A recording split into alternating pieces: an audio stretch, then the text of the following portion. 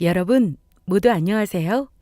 저는 서울에 사는 70대 초반의 여성으로 불과 몇 년 전 아주 뼈아픈 사건을 경험했던 사람이기도 합니다. 남편을 먼저 떠나보내고 믿었던 자식놈들에게 배신을 당하며 있는 재산 전부 빼앗기는 일을 당했었으니까요. 눈에 넣어도 아프지 않은 천사 같은 자식이라고 생각했던 아이들은 사실 천사가 아닌 악마 그 자체였습니다. 제 재산을 전부 빼앗자 갑자기 돌변해 저를 괄시하며 식모처럼 부리다 못해 결국에는 차마 인간으로서 하지 말아야 할 짓까지 저에게 하고 말았으니까요. 아직도 그 생각을 하면 이가 갈리고 눈에서 피눈물이 나오는 듯합니다. 그래서 제가 자식놈들에게 당했던 그 일들을 여러분께 들려드리고자 합니다. 다시는 저 같은 사람이 이 세상에 생기지 않길 바라는 마음으로요. 저희 남편은 의사로 동네에서 제법 큰 병원을 운영하는 병원 원장님이었습니다. 돈 없는 불우한 이웃들에게 진료비를 받지 않고 공짜로 진료를 해주고 가난한 학생들에게 장학금도 지원해주며 좋은 일들도 많이 했고요. 그래서 저는 제 자식들도 그런 아빠를 본받아 착한 아이들로 자라날 것이라 믿어 의심치 않았어요. 하지만 그 생각이 전부 저의 착각이란 것을, 삼남매 아이들을 다 크고 결혼해 각자 가정을 꾸린 뒤 남편이 암으로 먼저 세상을 떠나고 나서야 알게 되었습니다. 환자들을 너무 열심히 돌본 탓인지 요즘은 아직 이르다는 70대에 세상을 떠나버렸으니까요. 처음에는 자식들도 저에게 엄청나게 잘했었습니다. 남편이 떠나고 혼자 있는 제가 혹시나 힘들지 않은지, 어디가 아픈 건 아닌지 하루가 멀다 하고 수시로 찾아오며 저를 돌보았죠. 그러던 어느 날 제가 심한 몸살 감기가 걸린 적이 있는데 약을 먹고 취해 잠들어 자식들에게 걸려온 전화를 받지 못했던 것이 아니겠어요? 그러자 아이들은 누가 뭐라 할 것도 없이 바로 저희 집에 불이 나게 달려왔습니다. 그리고 아이들의 목소리에 놀라 잠이 깬 저를 보더니 첫째 아들이며 둘째 아들, 게다가 막내딸까지 저를 부둥켜 안고 울었던 겁니다. 엄마, 왜 이렇게 전화를 안 받아? 혹시 혼자 잘못된 줄 알고 깜짝 놀랐잖아. 맞아. 엄마 혼자 있다 잘못된 줄 알고 우리가 얼마나 놀랐는데. 아빠도 돌아가셨는데 엄마까지 아프면 어떡해. 절대 우리 먼저 두고 가면 안 돼. 맞아. 이젠 우리한테 엄마밖에 없다고. 다 커서 자식까지 있는 녀석들이 어린애들도 아니고 무슨 아직도 엄마 타령이야. 이제 엄마도 나이도 들고 언제 떠날지도 모르는데 그 나이면 이제 엄마 없어도 너희 삼남매 똘똘 뭉쳐서 잘 살아야지. 엄마가 없는데 우리가 잘 사는 게 무슨 소용이야. 그러니까 엄마 아프지 말고 우리랑 같이 오래오래 행복하게 살자. 난 엄마만 있으면 아무것도 필요 없어. 엄마만 있으면 된다고. 큰오빠 말이 맞아. 나도 우리 엄마가 세상에서 제일 좋아. 엄마 나도. 이 둘째 아들도 절대 잊으면 안 돼? 알았어. 아직도 이렇게 아이 같아서야 원. 엄마 열심히 운동하고 관리해서 건강하게 오래오래 너희들 곁에 살도록 노력할 테니까 너희들도 열심히 살아야 한다. 딱 지금만 같이 살아. 부모는 자식 행복밖에 바라는 거 없다. 전 그때까지만 해도 세상에 저희 자식들처럼 부모 위해주는 착한 아이들은 없다며 제 자식들을 아무 의심 없이 믿고 있었죠. 너무나 순진하게도 말이에요. 그러던 어느 날 자식들이 저에게 중요하게 할 말이 있다며 저희 집을 찾아오더라고요. 그러더니 저의 눈치를 보며 첫째가 먼저 조심스럽게 이야기를 꺼냈습니다. 엄마, 정말 미안한데 아빠가 물려주신 엄마목 재산이랑 해서 엄마 재산 전부 이제 우리한테 맡기면 어떨까? 엄마 나이도 있고 아빠 병원까지 팔아서 정리한 마당에 엄마 혼자 돈 관리기도 어려울 것 같고 이제는 우리 도움이 필요하지 않겠어? 그래, 엄마. 엄마가 나이도 있는데 이제 무슨 돈이 필요하겠어. 엄마가 우리한테 재산 전부 똑같이 나눠주면 매달 우리가 엄마한테 용돈 드리면 되잖아. 솔직히 엄마 그 많은 재산 굴리면 큰 돈이 될 텐데 아무것도 안 하고 가지고만 있는 거 너무 아까워서 그래. 그러니까 엄마, 이제 엄마 재산 전부 우리한테 맡겨주라. 앞으로도 우리가 잘할 테니까. 설마 엄마 우리 삼남매 못 믿는 건 아니지? 앞으로 엄마는 편하게만 있어. 엄마 재산 우리한테 나눠주면 우리가 다 알아서 엄마 잘 모시면서 뭐든 해드릴 테니까. 이참에 엄마 집 팔아서 그것도 정리해서 우리한테 전부 맡기고. 사실 엄마한테 내가 이야기 안 해서 그렇지. 나 요즘 조금 많이 힘들거든. 우리 회사 사정도 안 좋아지고 해서 사원들 하나씩 불러서 희망퇴직 들어갔대. 나보고도 나가라고 하네. 그래서 엄마가 재산 나눠주면 형도 그렇고 회사 관두고 우리 삼남매 같이 사업 좀 해보려고.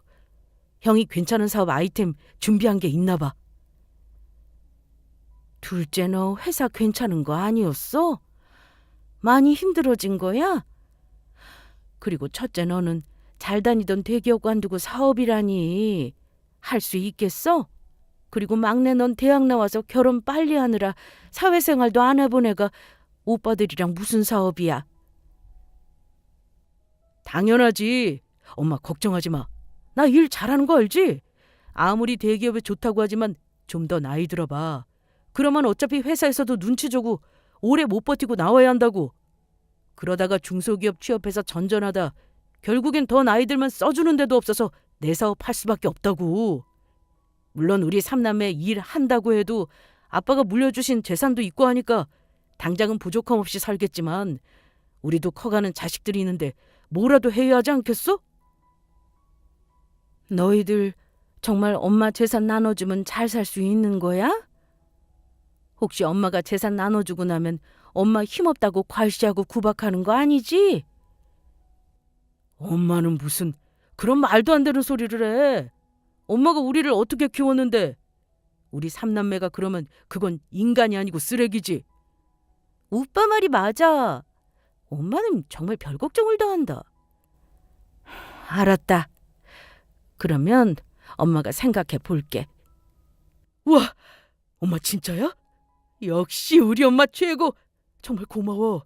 우리가 앞으로 엄마 평생 호강시켜 드릴게. 엄마 지금 한 말 진짜지? 엄마 걱정하지 마. 엄마 돌아가실 때까지 우리 삼남매가 엄마 행복하게 잘 모실 테니까. 아이들이 남편을 닮아 사람 살리는 일에 관심을 두고 의사가 되었으면 좋았겠지만 자식 중 그 누구도 남편 하는 일에 관심을 가지는 아이들이 없어요. 남편이나 저나 저희 욕심보다는 아이들 행복이 중요하다는 생각에 특별히 의사라는 직업을 하라며 자식들에게 권하지 않았고요. 물론 남편 병원을 아이들이 물려받았다면 미래 걱정 없이 의사이만 하면 되었겠지만 지금은 그런 상황이 아니니 저 또한 자식들 걱정되더라고요. 남편이 자식들에게 물려준 유산이 있어 남들에 비해 넉넉하게 잘 산다고 해도 자식들에게 가정도 있고 하니 미래가 걱정되는 건 부모로서 어쩔 수 없나 봅니다. 그래서 결국 자식들 설득에 전 제가 살던 집까지 정리해서 자식들에게 제 재산 전부를 똑같이 나누어 주게 되었습니다. 주변에서는 그런 저를 말리며 아이들을 절대 믿으면 안 된다고 했지만 말이에요. 나이가 들면 손에 몇 푼이라도 쥐고 있는 돈이 있어야 자식들이 부모한테 함부로 못한다고 하더라고요. 하지만 전 그런 주변 사람들의 걱정에도 그 말을 귀담아 듣지 않았죠. 다른 자식들은 몰라도 천사 같은 저희 자식들만은 결코 부모를 배신하지 않을 거라 철석같이 믿었던 겁니다. 참으로 바보 같게도.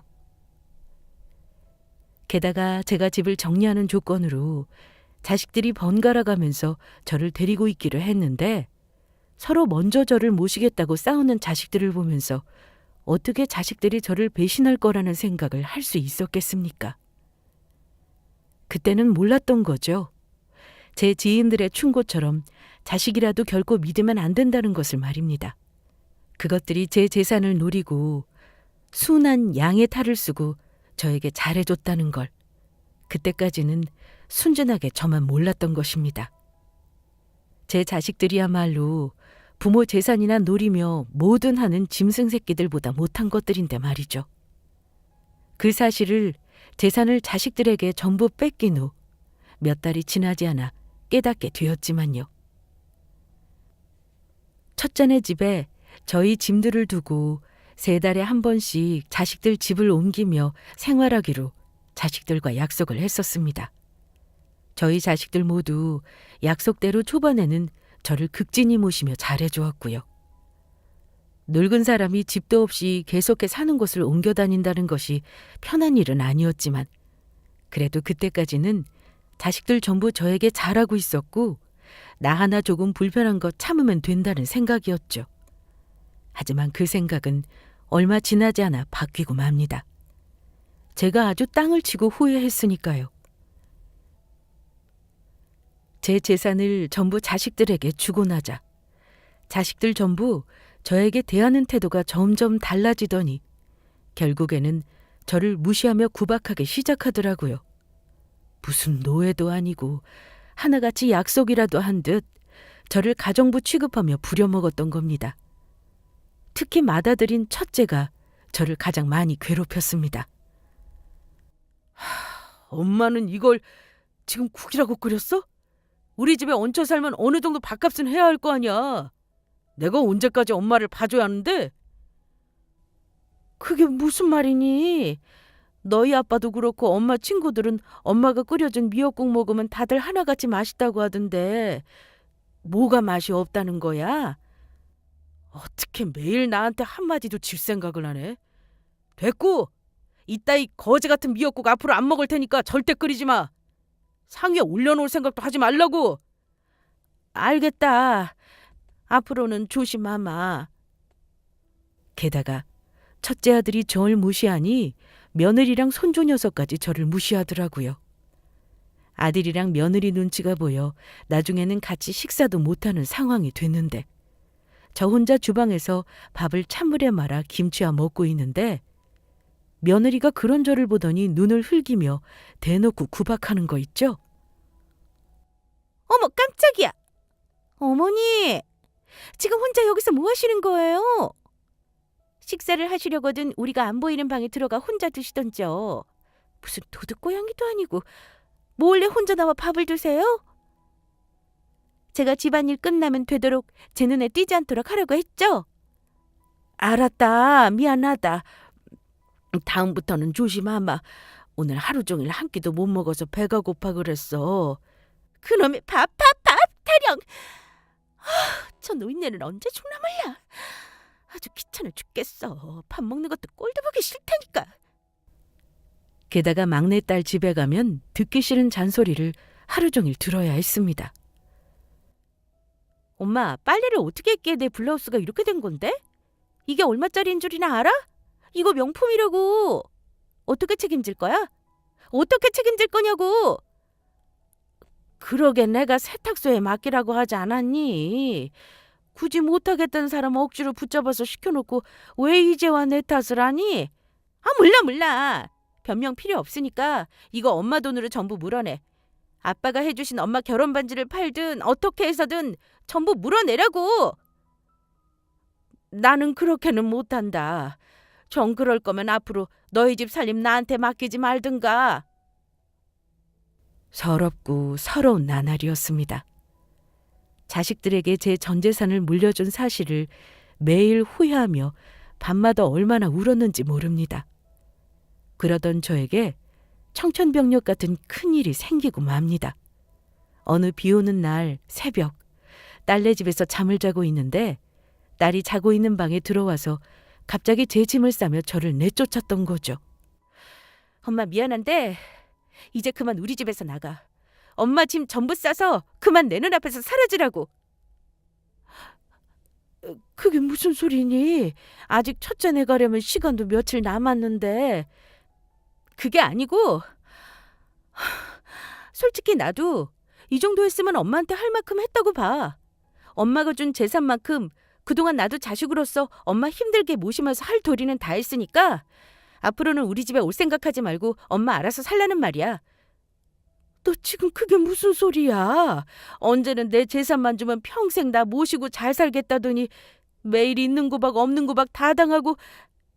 네가 했던 말 그거 전부 거짓이었냐? 너 내 재산 노리고 그동안 나 속인 거였어? 엄마, 당연한 거 아니야?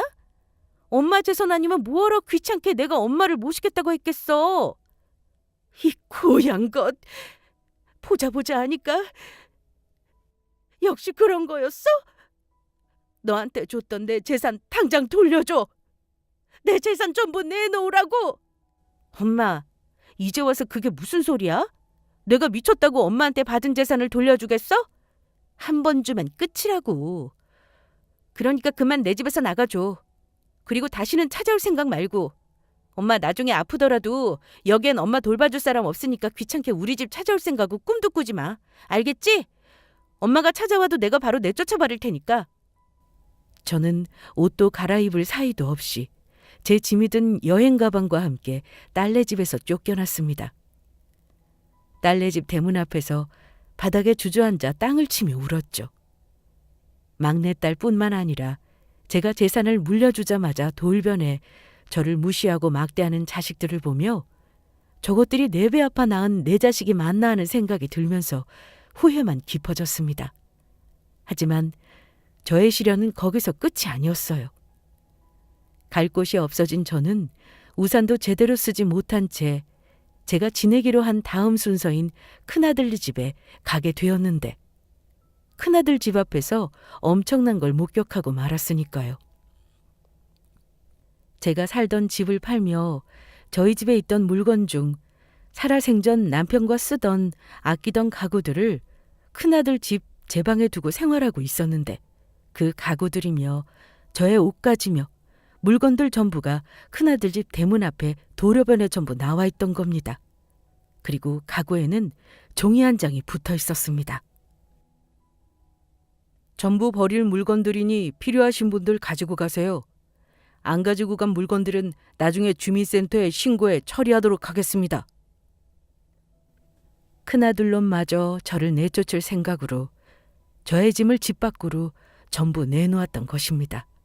전 그만 너무 서럽고 화가 나 큰아들 집 배를 있는이껏 눌렀습니다.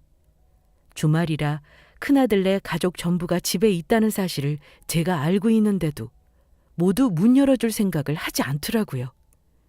그래서 내린 비를 쫄딱 맞으며 온몸이 젖은 채로 대문을 잡고 쿵쿵 두드렸습니다. 이 못된 것들! 어서 열어! 당장 이 문 열지 못하겠어? 언제든 내 재산만 주면 간이고 쓸개고 전부 줄 것처럼 그러더니 이게 뭐하는 짓거리들이야? 이게 니들 낳아준 부모한테 할 수 있는 재산인 거냐? 니들이 부모를 버리고도 사람이라고 할 수 있겠어? 그러고도 인간이냐고. 아이고, 내가 자식들을 너 키웠네. 저것들이 내 원수 새끼들인지도 모르고 금여옥이야. 내 인생 바쳐가며 키웠어. 그러자 대문 밖에서 우는 제 소리가 시끄러웠는지 첫째 아들놈이 결국 밖으로 나오더군요. 그래서 전 아들놈의 멱살을 잡고 온 힘을 다해 마구마구 때렸습니다. 이 나쁜 놈! 전하의 악독한 것! 네가 어떻게 나한테 이럴 수 있어? 어떻게 나한테 이렇게 뒤통수를 쳐? 어떻게 이렇게 부모 가슴에 내 못을 박아? 이거 놔요. 진짜 아침부터 짜증나게 하네. 그나들은 저를 밀치며 뿌리치고 말았고 저는 중심을 못 잡고 바닥에 넘어지고 말았죠. 바닥에 넘어져 제대로 일어서지도 못하는 저를 향해 큰아들이 말하더군요. 내가 사실 엄마 얼굴 안 보려다가 아무래도 제대로 끝내는 게 좋을 것 같아서 이야기하려고 나온 거야. 다시는 우리 집 찾아오지 마. 아이들도 엄마 싫다고 하고 집사람도 엄마 모시는 거 많이 불편하대. 그러게 우리 집에서 지낼 때 눈치껏 좀 잘하지 그랬어. 우리 앞으로는 다시는 얼굴 보지 말자. 그냥 남남으로 서로 죽었다고 생각하고 모르는 사람처럼 살아. 남도 앞으로는 그렇게 할 테니까. 그리고 괜히 둘째네 찾아가서 지금처럼 쓸데없는 행패 부리지 말고. 어차피 둘째네 지금 해외로 가족여행 가서 집에 아무도 없을 거야. 저기 대문 위에 우리 집 CCTV 보여? 거기로 엄마가 나 때린 장면 다 녹화됐거든. 사람이 어떻게 무식하게 사람을 때려? 다시 찾아오면 나 이 증거 자료들로 엄마 경찰에 폭행죄로 고소하고 스토킹으로 접근금지 명령도 신청할 거니까 엄마 콩밥 먹고 싶지 않은 거면 내 말 듣는 게 좋을 거야. 쪽팔리게 나이 들어서 폭력 전과로 빨간 줄 그어서 살고 싶은 거 아니지? 앞으로는 영원히 우리 앞에 나타나지 말고 조용히 살아. 그러면 니들한테 줬던 내 재산 전부 돌려줘라. 니들이 나 모시겠다고 약속해서 준 내 피 같은 돈이니까 어서 돌려달라고.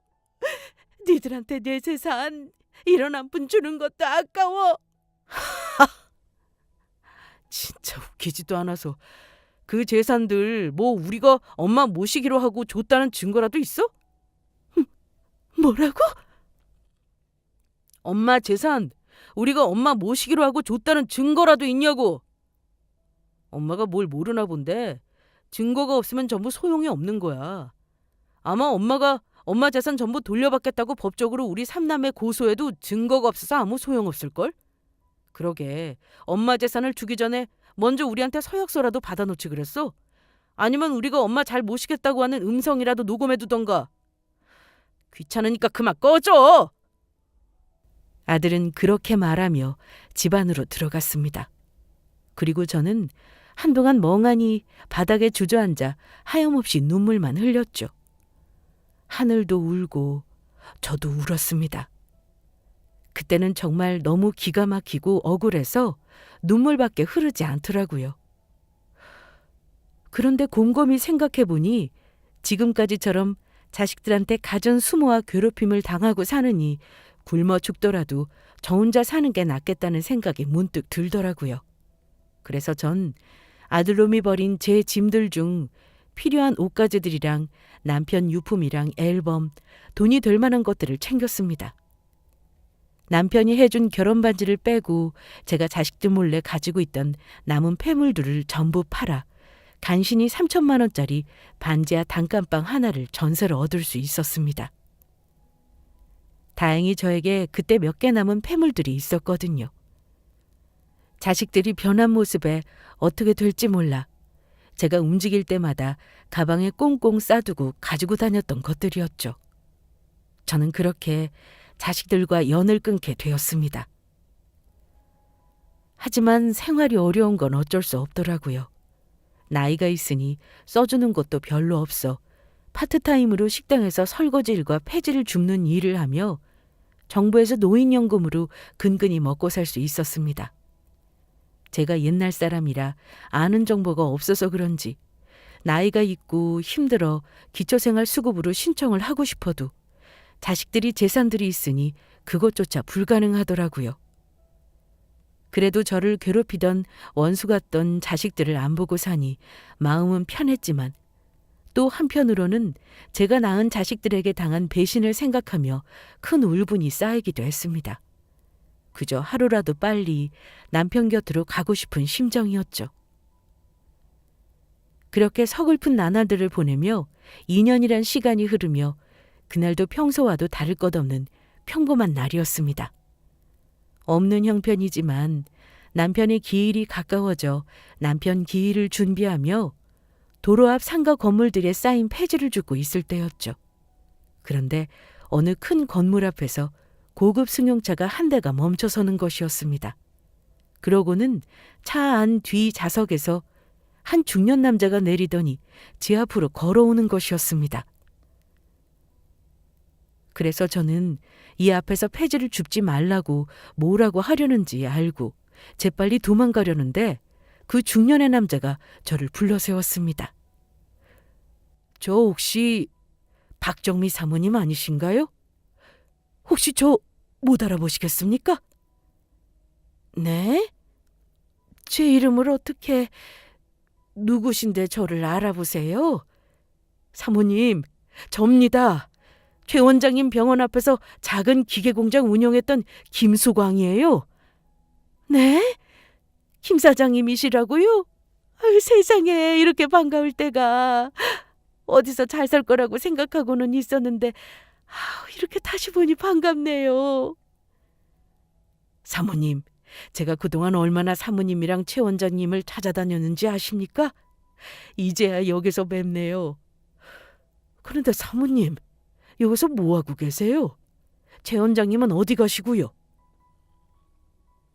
저에게 말을 걸어왔던 김 사장님이라는 사람은 젊은 시절 저희 병원 앞에서 해외로 수출하는 작은 기계 공장을 운영했던 분으로 저와 남편에게 큰 신세를 졌던 사람이기도 합니다. 그때 한창 IMF가 터지면서 잘 나가던 공장이며 가게며 하나둘씩 망해가던 시절인데 김 사장님네 공장도 다를 바가 없었거든요.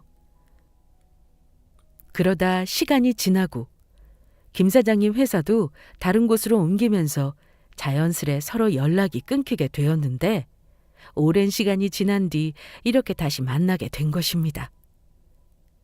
그런데 오랜만에 남편이 살아있던 시절 반가운 얼굴을 봐서 그런지 저는 그만 김 사장님 앞에서 울음을 터뜨리고 말았습니다.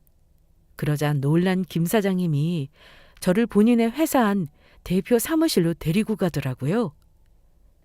김 사장님이 차를 세웠던 큰 건물 앞이 바로 김 사장님네 회사였던 거죠. 안 보는 동안 엄청나게 성공한 것인지 김 사장님은 대기업까지는 아니지만 우리나라에서 잘 나가는 유명한 중소기업 회사 대표가 되어 있었습니다. 그래서 저는 그동안 남편이 떠나고 있었던 일들을 김 사장님에게 설명하게 되었죠. 김 사장님은 제가 자식들에게 당한 이야기를 듣고 분노하고 말았습니다. 이런 저죽일 것들! 어떻게 사모님한테 그런 짓을 할 수가 있습니까? 사모님이 지들을 어떻게 키웠는데요? 아닙니다. 전부 바보같이 속은 제 탓이에요.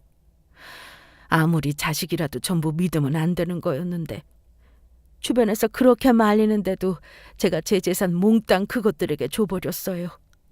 남편이 저에게 남긴 유산까지 전부요. 어떻게 그게 사모님 탓입니까? 사모님 속이고 인간 같지도 않은 짓거리랑 그것들이 잘못한 거죠. 자식 새끼들이라고 하지만 아무리 노력해도 용서가 안 됩니다. 할 수만 있다면 지금이라도 보란 듯 그 고향 것들에게 복수하고 제대로 혼내주고 싶은데 방법이 없어요. 제가 아무 힘도 없습니다. 사모님, 방법이 있다면 해보시겠습니까? 그 고향 것들 정신 차릴 수 있도록 제가 사모님을 있는 힘껏 돕도록 하겠습니다. 그게 정말인가요? 염치 없지만 그러면 제가 김 사장님께 부탁드려도 되겠습니까? 김 사장님, 제발 저 좀 도와주세요. 예, 기꺼이 제가 돕겠습니다. 그러니 사모님, 앞으로는 아무 걱정하지 마시고 저만 믿으세요.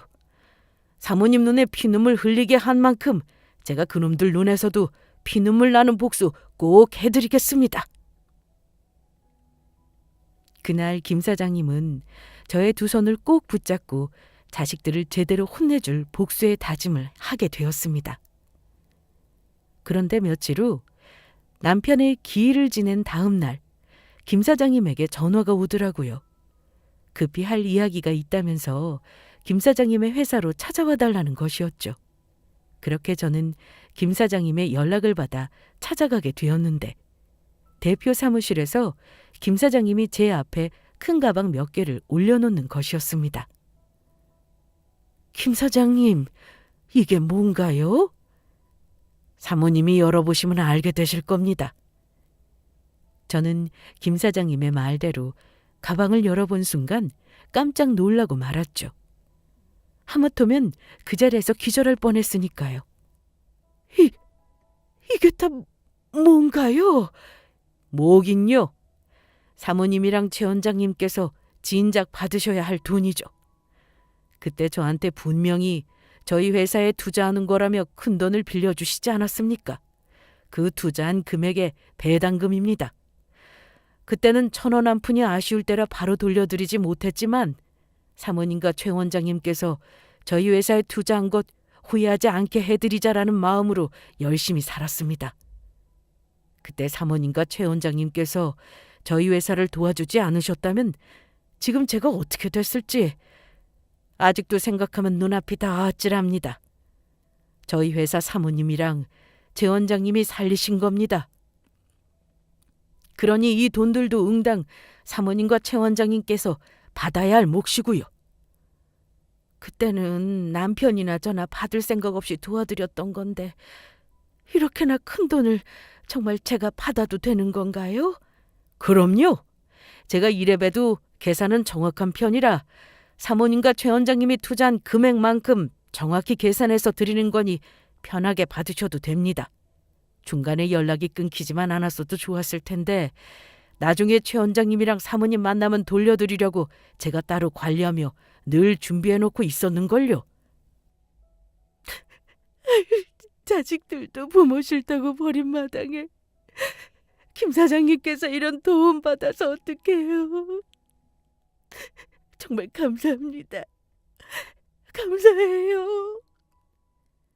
그리고 사모님 자녀분들에 대해 조사해보니 자녀분들이 운영하는 회사가 자금 사정으로 많이 어려워진 것 같습니다. 초반에만 회사가 괜찮았는지 나중에 갈수록 매출이 하락하면서 지금은 거의 10분의 1 토막이 난 것 같더라고요. 그래서 그 부분을 이용하면 자녀분들을 정신 차리도록 따끔하게 혼내줄 수 있을 것 같습니다. 사모님께서 제 계획에 따라주시겠습니까? 제가 뭘 어떻게 하면 되는 건가요? 그냥 사모님, 저만 믿고 그냥 따라오시기만 하면 됩니다. 김 사장님이 말한 자식들을 혼내줄 방법은 이러했습니다. 김 사장님은 저희 자식들 회사에 투자할 목적으로 만나자고 한 뒤 그 투자를 전부 취소할 생각이었습니다. 그리고 본인의 정체를 밝히고 저희 자식들의 어떤 잘못 때문에 투자를 취소하게 된 것인지 그 이유를 설명한 뒤 정신을 제대로 차리게 할 목적이었습니다. 그렇게 김 사장님은 저희 자식들과 투자 명목으로 몇 번 만나게 되었고 저희 자식들은 김 사장님이 정말로 자신들 회사에 투자해 줄 거라 철석같이 믿고 있는 듯 했습니다. 김 사장님이 저희 자식들 회사에 투자할 마음이 전혀 없다는 사실을 모른 채요. 그래서 김 사장님은 투자 이야기를 마무리 짓는 척 투자한다는 이야기를 취소하기 위해 저희 자식들을 김 사장님 회사로 부르게 됩니다. 그리고 저는 김 사장님 대표 사무실 옆방에서 김 사장님과 저희 자식들이 하는 이야기를 엿듣게 되었죠. 김 대표님, 이렇게 직접 회사까지 초대해 주시고 정말 감사합니다. 그래서 말인데 오늘 중요하게 하실 말씀이 있다는 게 어떤 건지 여쭤봐도 될까요? 혹시 저희 회사에 투자하기로 결정을 내리신 겁니까? 마음을 정하신 거냐고요. 그래만 주신다면 정말 고마울 것 같습니다. 기회만 주시면 저희 정말 열심히 해보겠습니다. 회사를 있는 힘껏 키워서 김 대표님 은혜에 꼭 보답하도록 할게요. 제가 세 분을 부른 건 그 이유가 아니고 아무래도 저희 회사에서 투자하기가 어려울 것 같아서 그 말씀을 드리러 만나자고 했던 겁니다. 저희 회사 말고 다른 투자처를 알아보시는 게 좋을 것 같습니다. 예? 이제 와서 그게 무슨 말씀인가요? 솔직히 말씀드리면 김 대표님 회사 아니면 저희 회사에 투자한다는 회사도 딱히 없고 그러면 정말 저희 회사 끝장이란 말입니다. 완전 망한다고요. 그러니 제발 한 번만 마음을 돌려주시면 안 될까요? 이렇게 부탁드립니다. 네, 김 대표님. 저희 오빠 말이 맞아요. 저희 김 대표님이 회사에서 안 도와주시면 아무 답도 안 나온다고요. 사람 목숨 살린다는 셈치고 제발 저희 좀 도와주세요. 저야 세 분이 한 회사에 투자하고 싶은 마음이야 굴뚝 같지요. 그래서 저희 쪽에서 먼저 연락을 드렸던 거고요.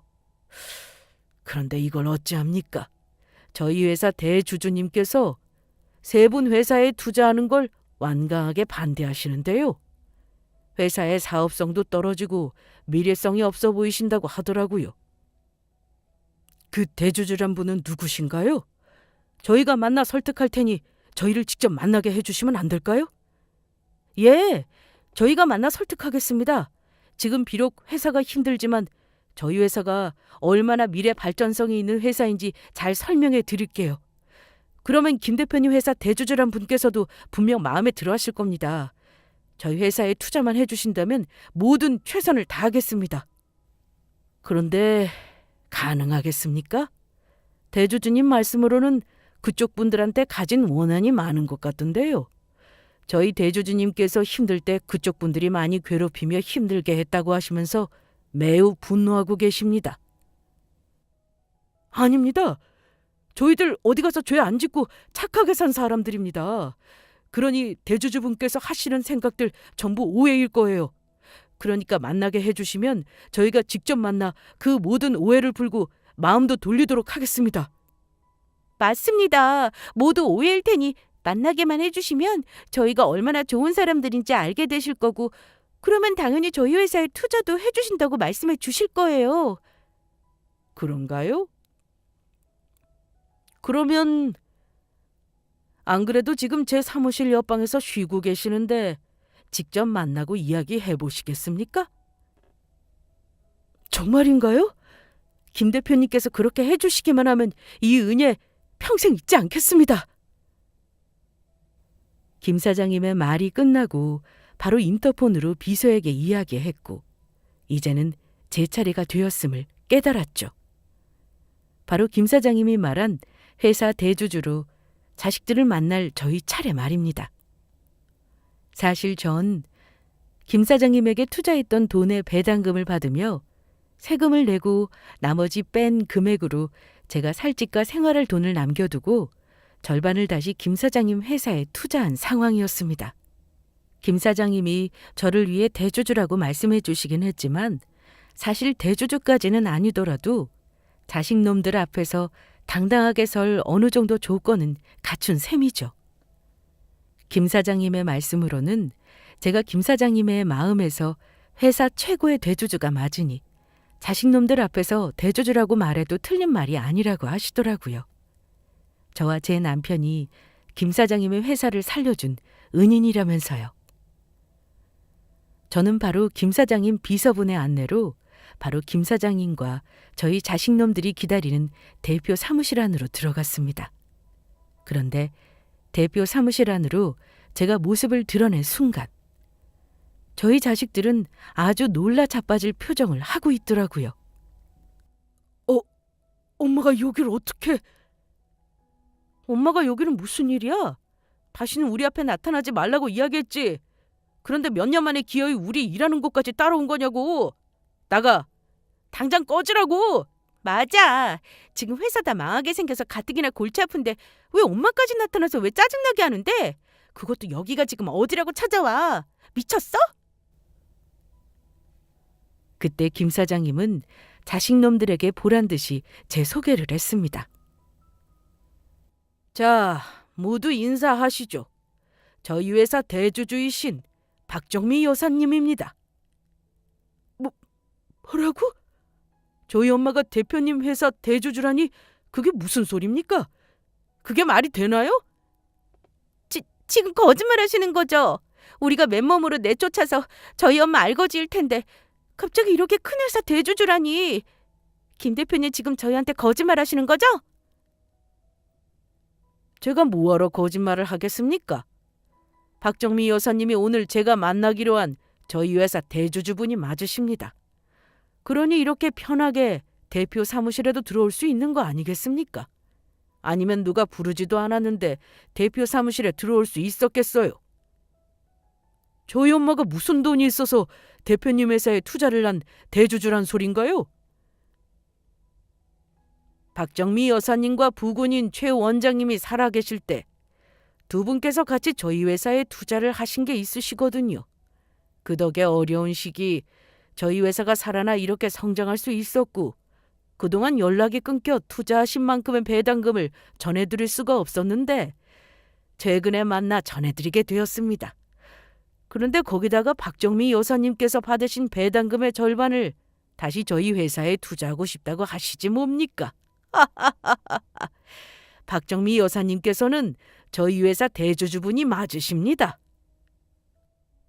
그러면 저희 회사 투자하는 걸 막았다는 사람이 정말 엄마란 거야?